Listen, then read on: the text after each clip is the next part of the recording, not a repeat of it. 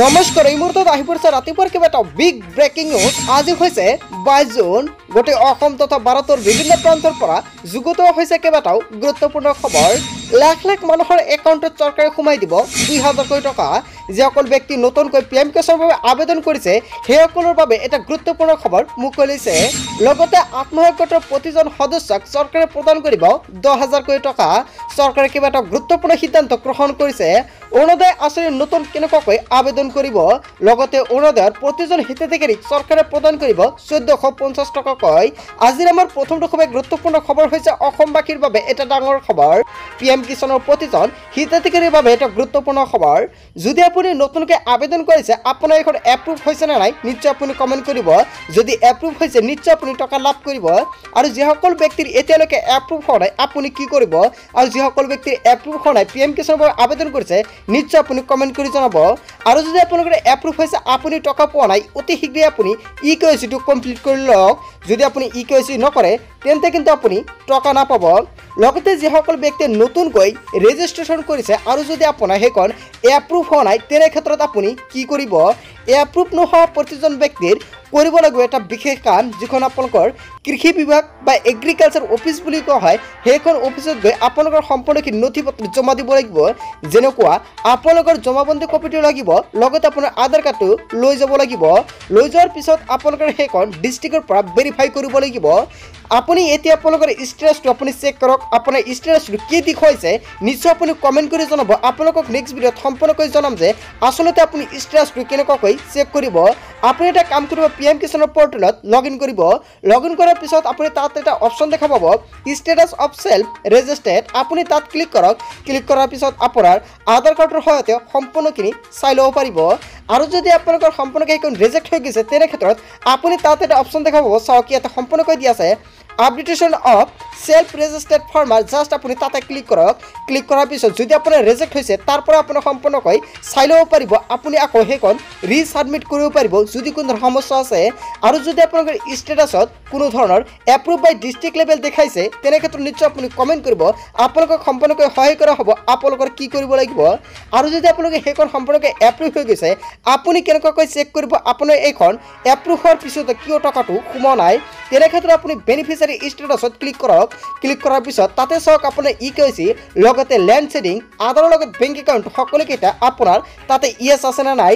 যদি আপোনাৰ ইয়েছ আছে তেনে ক্ষেত্ৰত আপোনাৰ ইয়েছ থাকিব। ইয়েছত আপোনাৰ ৰেড কালাৰ চাওক। যদি আপোনালোকৰ নো হয় এনেকুৱাকৈ ক্ৰছ হয় তেনে ক্ষেত্ৰত কিন্তু সেইখন হোৱা নাই।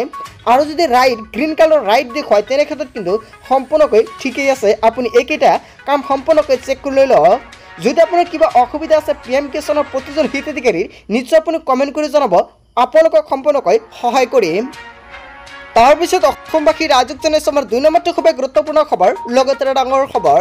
প্ৰতিজন অৰুণোদয় আৰু অৰুণোদয় 2.0 আঁচনি হিতাধিকাৰীৰ বাবে এটা গুৰুত্বপূৰ্ণ খবৰ। অতি শীঘ্ৰেই আপোনালোকৰ কৰিব লাগিব এটা বিশেষ কাম। সকলো হিতাধিকাৰীৰে কিন্তু কৰিব নালাগে। যিসকল হিতাধিকাৰীয়ে অৰুণোদয় আৰু অৰুণোদয় 2.0 আঁচনিৰ পৰা বঞ্চিত হৈ আছে সেইসকল হিতাধিকাৰীৰ কৰিব লাগিব। যদি আপুনি অৰুণোদয় আৰু অৰুণোদয় 2.0 আঁচনিত নামটো অন্তৰ্ভুক্ত হৈ আছে আৰু আপুনি টকাটো পোৱা নাই তেন্তে অতি শীঘ্ৰে আপুনি কৰি লওক। অহা 1 তাৰিখৰ আগতে কৰিব লাগিব, নহ'লে কিন্তু আপুনি টকা নাপাব। যিসকল ব্যক্তিয়ে এতিয়ালৈকে আধাৰ কাৰ্ডৰ লগত বেংক একাউণ্ট লিংক কৰা নাই সেইসকল ব্যক্তিয়ে কৰি লওক। যদি আপুনি অৰুণোদয় আৰু অৰুণোদয় 2.0 আঁচনিত নামটো অন্তৰ্ভুক্ত হৈ আছে আৰু আপুনি টকা পোৱা নাই সেইসকল ব্যক্তিৰ কৰিব লাগিব। কিয়নো আপোনালোকে সকলোৱে কিন্তু জানে অহা 10 তাৰিখত কিন্তু লাখ লাখ মহিলাৰ একাউণ্টত চৰকাৰে সোমাই দিব টকা। হয় আপুনি ঠিকেই শুনিছে। আপুনি কিন্তু 10 জুলাইত লাভ কৰিব আপোনাৰ বেংক একাউণ্টত 1250 টকাকৈ। আৰু কোন কোন মহিলাসকলে লাভ কৰিব নিশ্চয় তলত এটা সম্পূৰ্ণকৈ উল্লেখ কৰা আছে। পেঞ্চন আৰু অৰুণোদয় আঁচনিৰ টকা কিন্তু 10 তাৰিখে সোমাই যায় আপোনাৰ পোনপটীয়াকৈ বেংক একাউণ্টত। আৰু যদি আপুনি এইকেইটা আঁচনিৰ টকা লাভ কৰে তেন্তে কিন্তু আপোনাৰ একাউণ্টত চৰকাৰে সোমাই দিব 10 তাৰিখৰ টকা। আৰু 1 তাৰিখৰ আগতে কিন্তু আপোনাৰ বেংকৰ লগত আধাৰ কাৰ্ড লিংক কৰিব লাগিব। আৰু যিসকল ব্যক্তিৰ নতুনকৈ অৰুণোদয় আঁচনি নাই চৰকাৰে কিন্তু নতুনকৈ ঘোষণা কৰিছে অতি শীঘ্ৰে আপোনালোকক অৰুণোদয় আঁচনি প্ৰদান কৰা হ'ব। আৰু তাৰ বাবে কিন্তু চৰকাৰে সকলোকে এটা নিয়ম বান্ধি দিছে ৰেচন কাৰ্ড থাকিব লাগিব। যদি আপোনাৰ ৰেচন কাৰ্ড আছে তেন্তে কিন্তু আপুনি লাভ কৰিব পাৰিব চৰকাৰৰ এই অভিলাষী আঁচনি। অতি শীঘ্ৰেই আৰম্ভ হ'ব এইখন আঁচনিৰ আবেদন প্ৰক্ৰিয়া। যেতিয়া আবেদন প্ৰক্ৰিয়া আৰম্ভ হ'ব নিশ্চয় আপোনালোকক সম্পূৰ্ণকৈ দেখুৱাই দিম আপুনি কেনেকুৱাকৈ আবেদন কৰিব পাৰিব। লগতে কি কি নথি পত্ৰ লাগিব সেয়া আপোনালোকক নেক্সট ভিডিঅ'ত জনাম। সো বন্ধু বান্ধৱীসকল যদি অৰুণোদয়ৰ বিষয়ত কিবা আপোনালোকৰ জানিবলগীয়া ইচ্ছা আছে নিশ্চয় আপুনি কমেণ্ট কৰিব পাৰে আপোনালোকক সম্পূৰ্ণকৈ সহায় কৰা হ'ব তাৰ পিছত অসমবাসী ৰাইজক জনাইছো আমাৰ 3 নম্বৰটো খুব গুৰুত্বপূৰ্ণ খবৰ লগতে ডাঙৰ খবৰ ৰেচন কাৰ্ডৰ প্ৰতিজন হিতাধিকাৰীৰ বাবে এটা গুৰুত্বপূৰ্ণ খবৰ যদি আপোনাৰ ৰেচন কাৰ্ড আছে তেনে ক্ষেত্ৰত কিন্তু 25 জুনৰ আগতে সকলোৱে কিন্তু ফিংগাৰপ্ৰিন্ট দিব লাগিব আপুনি ফিংগাৰপ্ৰিন্টটো দিছে নে নাই নিশ্চয় কমেণ্ট কৰি জনাব চৰকাৰে এটা গুৰুত্বপূৰ্ণ সিদ্ধান্ত গ্ৰহণ কৰিছে ইয়াতে চাওক সকলো ব্যক্তিৰ কিন্তু ইকেৱাইচি কৰিব লাগিব সময়সীমা কিন্তু নিশ্চয় আপোনালোকে তলত সম্পূৰ্ণকৈ দেখা পাইছে সময়সীমা 15 পৰা 25 জুন কিন্তু ধাৰ্য কৰা হৈছিল 25 জুন আহি গ'ল মাজত মাত্ৰ 2 দিন বাকি আছে এই 2-3 দিনৰ ভিতৰতে কৰিব লাগিব আপোনাৰ ইকেৱাইচি যদি আপুনি ইকেৱাইচি নকৰে তেনে ক্ষেত্ৰত কিন্তু আপুনি চৰকাৰৰ এই অবিলাসী আঁচনিৰ পৰা বঞ্চিত হৈ পৰিব লগতে কিন্তু আপুনি নাপাব ৰেচন তলৰ চাওক ইয়াতে সম্পূৰ্ণকৈ কিন্তু উল্লেখ কৰা আছে আপুনি এইটো বস্তু সম্পূৰ্ণকৈ চাই লওক ৰেচন কাৰ্ডৰ জৰিয়তে বিনামূলীয়া যিখন আপোনালোকক ৰেচন প্ৰদান কৰা হয় সেইখন কিন্তু আপুনি নাপাব পাৰে ৰেচন কাৰ্ডৰ জৰিয়তে নিয়মীয়াকৈ বিনামূলীয়া চাউল লাভ কৰাৰ বাবে হিতাধিকাৰী ইকেৱাইচি বাধ্যতামূলক হয় আপোনাৰ কিন্তু ইকেৱাইচি কৰিব লাগিব হিতাধিকাৰীসকলে সংশ্লিষ্ট সুলভ মূল্যৰ দোকানত উপলব্ধ ই-পোষ্ট মেচিনৰ আঙুলিৰ ছাপ প্ৰদান কৰা বাধ্যতামূলক এই দুটা কিন্তু আপোনালোকৰ কৰিব লাগিব কেৱল ইয়াই নহয় তলত চাওক ইয়াতে আন এটা অপশ্যন দি আছে আপুনি এইটো বস্তু সম্পূৰ্ণকৈ চাই লওক তলত চাওক ইয়াতে সম্পূৰ্ণকৈ আপোনালোকে দি আছে সকলো সুলভ মূল্যৰ দোকানীয়ে কিন্তু এই বিশেষ দিনকেইটা তেওঁলোকৰ অধীনত সকলো সদস্যৰ বা হিতাধিকাৰীৰ কিন্তু আঙুলিৰ ছাপ ই-পোষ্ট মেচিনৰ দ্বাৰা সংগ্ৰহ কৰাটো নিশ্চিত কৰিছে চৰকাৰে আৰু প্ৰশাসনৰ তৰফৰ পৰা কিন্তু সম্পূৰ্ণকৈ উল্লেখ কৰিছে যদি আপুনি ফিংগাৰপ্ৰিন্টটো দিয়া নাই অতি শীঘ্ৰে আপুনি ফিংগাৰপ্ৰিন্টটো দি দিয়ক নহ'লে কিন্তু আপুনি বঞ্চিত হ'ব ৰেচনৰ পৰা কিয়নো 1 তাৰিখৰ পৰা কিন্তু সম্পূৰ্ণকৈ বিনামূলীয়াকৈ ৰেচন বিতৰণ কৰা হ'ব যদি আপুনি কৰা নাই নিশ্চয় কমেণ্ট কৰি জনাব আৰু যদি আপুনি কৰিছে তেনে ক্ষেত্ৰত কিন্তু আপোনাৰ কোনো ধৰণৰ অসুবিধা নহয় তাৰ পিছত অসমবাসী ৰাইজক জনাইছো আমাৰ 4 নম্বৰটো খুব গুৰুত্বপূৰ্ণ খবৰ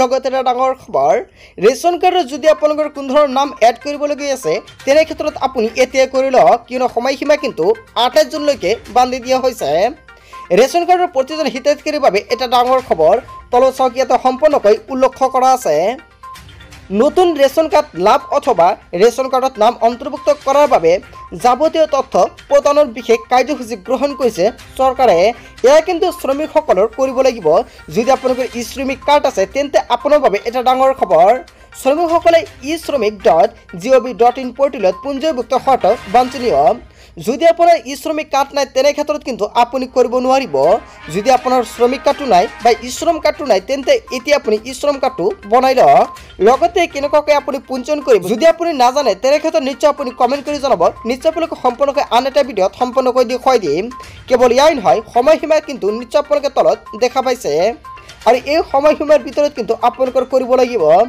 অহা 28 জুনৰ আগতে কিন্তু কৰিব লাগিব সংশ্লিষ্ট খাদ্য ৰাজহুৱা বিতৰণ আৰু গ্ৰাহক পৰিক্ৰমা বিভাগ জিলা মহকুমা সদৰ কাৰ্যালয়ৰ পৰা কিন্তু সম্পূৰ্ণকৈ জাৰি কৰা হৈছে এখন আৰু ই-শ্ৰম কাৰ্ড e-shram.gov.in পৰ্টেলত কিন্তু 2021 আগষ্টৰ পৰা 2023 আগষ্টলৈকে নিয়মীয়াকৈ কিন্তু আপোনালোকে সকলোৱে জানে আগষ্টৰ ভিতৰত কিন্তু পঞ্জীভুক্ত হোৱা প্ৰমাণপত্ৰ পঞ্জীয়ন নম্বৰ দাখিল কৰিব লাগিব হয় আপুনি ঠিকই শুনিছে যদি আপুনি নতুনকৈ ৰেচন কাৰ্ড পাব খোজে বা নতুনকৈ আপুনি নাম অন্তৰ্ভুক্ত কৰিবলৈ খোজে তেনে ক্ষেত্ৰত কিন্তু আপোনাৰ ই-শ্ৰমিক কাৰ্ডটো 2021 বা 2023 বৰ্ষৰ ভিতৰত কিন্তু বনোৱা হ'ব লাগিব আৰু যদি আপুনি এতিয়া বনায় তেনে ক্ষেত্ৰত কিন্তু নহ'ব আৰু তাৰ বাবে কিন্তু চৰকাৰে কেইবাটাও গুৰুত্বপূৰ্ণ সিদ্ধান্ত গ্ৰহণ কৰিছে তাৰ পিছত অসমবাসী ৰাইজক জনাইছো আমাৰ 5 নম্বৰটো খুব গুৰুত্বপূৰ্ণ খবৰ লগতে ডাঙৰ খবৰ মুখ্যমন্ত্ৰী মহিলা উদ্যমিতা অভিযানৰ বাবে এটা গুৰুত্বপূৰ্ণ খবৰ কিয়নো সকলো মহিলাক কিন্তু চৰকাৰে প্ৰদান কৰিব 10,000 টকা যদি আপোনালোকৰ সেলফ হেল্প গ্ৰুপ বা আত্মসহায়ক গোট আছে তেন্তে কিন্তু আপুনি এই 10,000 টকা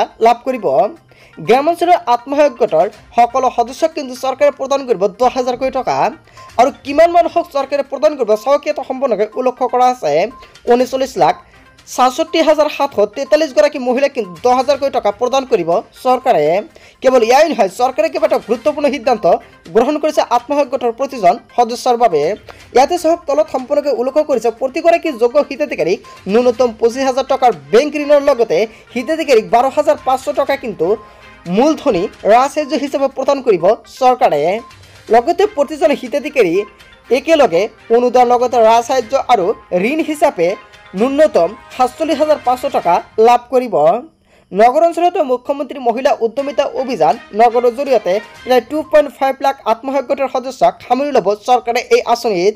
হয় বন্ধু বান্ধৱীসকল, চৰকাৰে কিন্তু এটা গুৰুত্বপূৰ্ণ সিদ্ধান্ত গ্ৰহণ কৰিছে মহিলাসকলৰ বাবে। বন্ধু বান্ধৱীসকল, গোটেই অসম তথা ভাৰতৰ বিভিন্ন প্ৰান্তৰ পৰা যুগুত হৈছে কেইবাটাও গুৰুত্বপূৰ্ণ খবৰ।